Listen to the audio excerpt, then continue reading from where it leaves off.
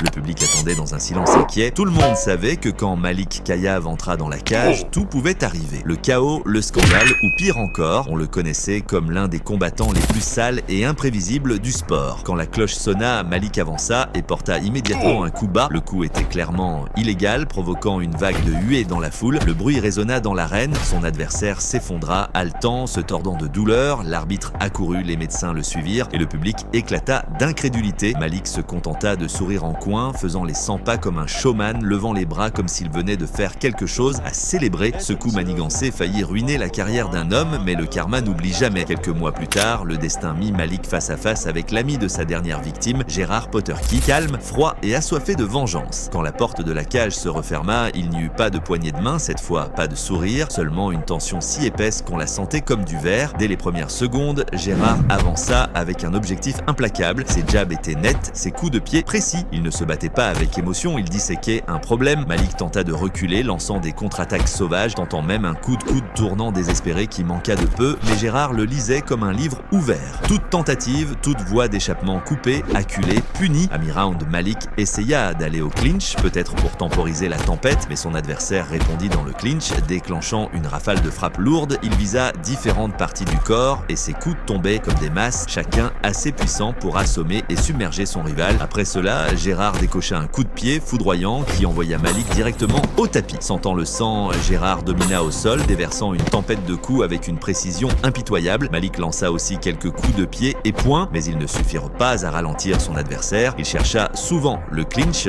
pensant éviter les frappes, mais ce n'était pas si simple. Gerard saisit l'occasion et exécuta une prise parfaite, projetant Malik sur le tapis. Pourtant, même au sol, Malik ne renonça pas. Il riposta par une série de coups de coude puissants, chacun touchant avec force, montrant sa détermination à se frayer un chemin hors du danger. Puis vint le moment décisif. Gerard porta un genou dévastateur, suivi instantanément d'une série de coups puissants. Malik ne put résister aux coups et s'effondra sous l'assaut. Gerard avança, déterminé à finir le travail, assénant des frappes écrasantes jusqu'à ce que l'arbitre n'ait d'autre choix que d'intervenir et d'arrêter le combat. La bataille était terminée. Gerard sortit vainqueur d'une manière brutale. Malik s'effondra sur le tapis, se protégeant, son arrogance disparut, remplacée par le silence. Cette fois, pas de sourire en coin, pas de geste, seulement un rappel cruel que dans le monde du combat, le respect n'est pas facultatif.